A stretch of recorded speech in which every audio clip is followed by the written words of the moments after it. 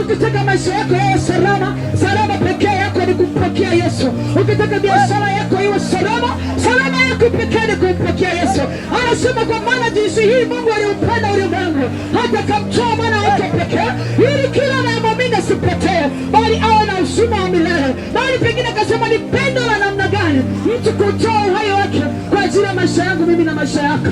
Hata baba yako anasema anakupenda, hawezi kutoa uhai wake kwa ajili ya maisha yako. Hata wewe baby uliyemkumbatiza sasa hivi anasema anakupenda kuliko yote, hata kutoa uhai wake kwa ajili ya maisha yako hawezi. Lakini tunaye mwanaume Yesu Kristo, alikufa kwa ajili ya kila kabila, alikufa kwa ajili ya kila umbile, alikufa kwa ajili ya kila mtu, alikufa kwa ajili ya kila, yani vile ulivyo Yesu alikufa kwa ajili yako.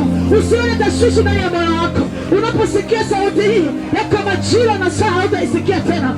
Ziko nyakati ambazo hautasikia tena injili. Na Mungu anasema kwamba tutakuwepo na kiu